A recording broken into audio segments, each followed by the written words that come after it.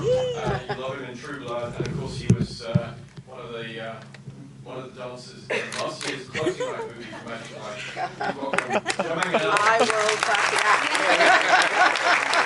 Oh, God bless his whatever. She was in flight and can be seen as the First Lady in White House Down. Please welcome Garcelle LeVay. Thank you. And if you came to our Directors Series last year, you may have met our next guest. She was a breakout star of the Sundance hit from last year, Philly Brown. Please welcome Gina Rodriguez. And taking moderating duties, our returning champion here. Of course, you know and remember him from The Wire, but you can also see him in The Spectacular Now, which is screening at the festival this year. Please welcome Andre Royo. Well, thank you very much. It's really good to be here. This is very nerve-wracking. People are staring at us, but we're used to it.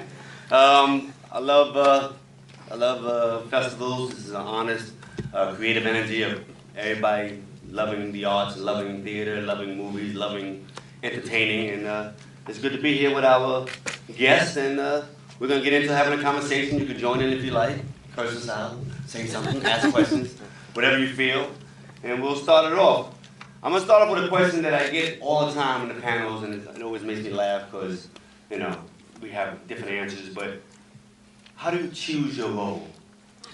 You know, because I choose it by how much money I need to eat. But, you know, people really think that we, you know, some of us really have a choice and really have so many scripts coming that we go, not that one, I'll do that blockbuster.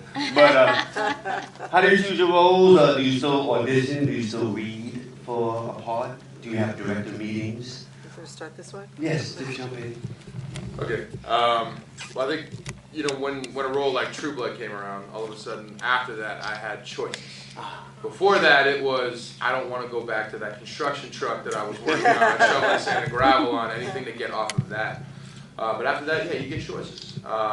You know, for example, something like Magic Mike, for example. You know, I get this script, and my agents call me and say, hey, they're making a movie about male strippers.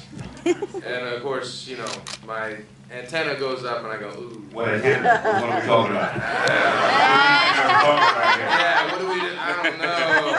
And then they go, well, Steven Soderbergh's directing. And you go, oh, okay. And, you know, for example, I was on set shooting a movie called What to Expect When You're Expecting. And I was working with Chris Rock.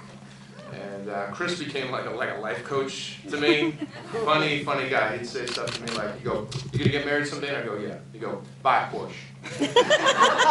Yeah. I go, you need why? to get away. You need to get away. Because you need to set the precedent now. You just buy one Porsche now, you're good. You don't buy it before you get married, you're gonna be buying 2 Porsches. So do it now. Like you know, so it's funny. So I went to Chris and I said, hey Chris, I got this question, man. Let me run this by you. And he goes, okay. And I go, I get the script for this male stripper movie. He goes, ooh, you know. And he goes, well, who's directing? I go, Steven Soderbergh. And he goes,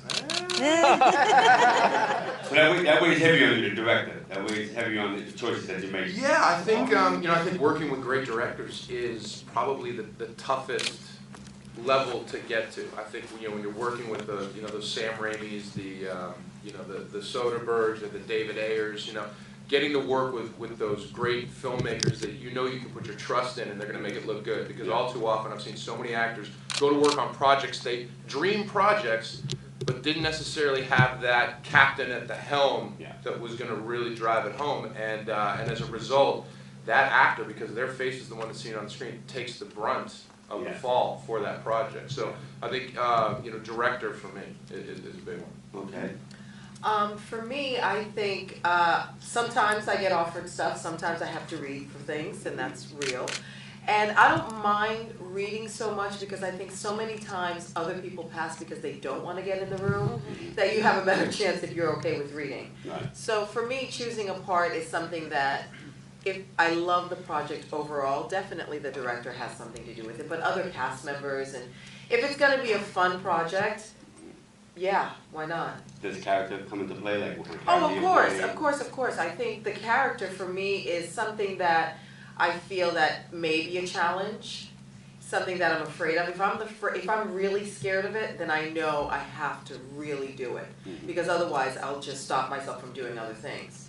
You know, and so many times us actors, I think, or I can speak for myself, if you hear somebody else is going up for the role, Yeah. and you go, oh shoot, they'll never take me. You know what I mean? And I think we sort of psych ourselves out when you just have to show up and be prepared and, you know, do a great job, and you never know what's going to happen, whether it's for that role or for something else that they might see you for, later.